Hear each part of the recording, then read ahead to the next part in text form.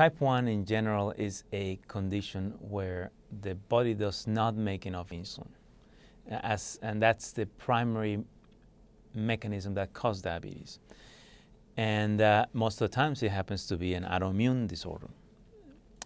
Type 2 diabetes, on the other hand, is usually a disease where there is a combination of factors playing a role, including something that we call insulin resistance, where the body is not sensitive to its own insulin, as well as impairment in insulin production, and perhaps other things that go along. So it's a not as clean of a disease in a way in terms of the mechanistics of it, that there is more things that have to go wrong in type 2 diabetes, I think, in general, for people to develop type 2 diabetes. Yet it is the most common type of diabetes. The more overweight people are, the more obese people are, the more likely is that they become diabetic.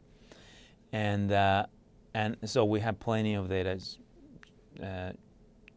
showing evidence that obesity seems to be a predecessor to diabetes, to type 2 diabetes. Now, having said that, that probably doesn't apply to everybody, because there's people who we know as type 2 diabetics that are really not that overweight or not overweight at all. I think people inherit a predisposition to autoimmune diseases, and some people are predisposed to them. Some people are actually sort of protected from them. So relatives of people with type 1 diabetes are more likely to develop type 1 diabetes, and the likelihood anywhere from 2 to 5%, somewhere in that range, of if you have a first-degree relative.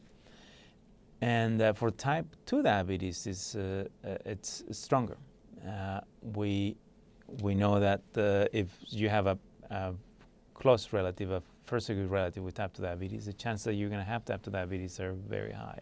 We don't know exactly how, but we know that people who have low levels of inflammation will develop some of the conditions that predispose people for type 2 diabetes at the cellular level, at the body level, at the physiology level.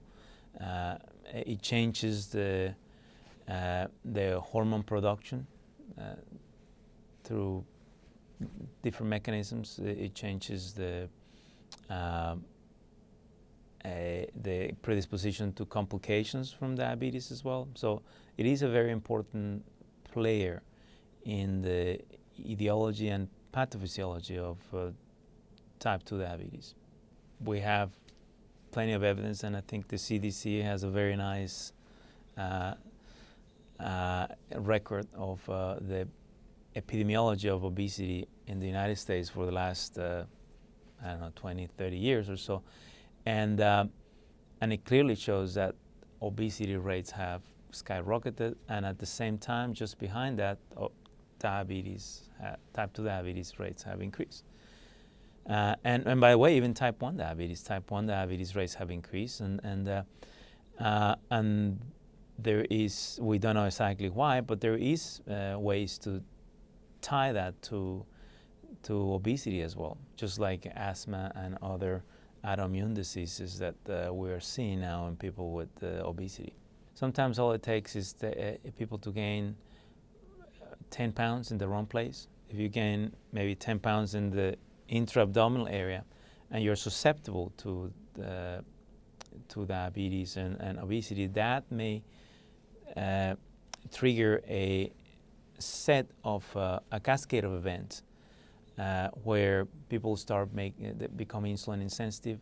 In response to that, they start making too much insulin, and for some tissues that insulin is not enough, for some it's too much, and in response to that, then the metabolism changes, and the macronutrient metabolism changes, and energy expenditure changes, and appetite changes, and that may trigger people to eat more in response to some of these changes, and that eating more then makes them more overweight, and that in turn makes them that whole process even worse, and becomes a vicious cycle.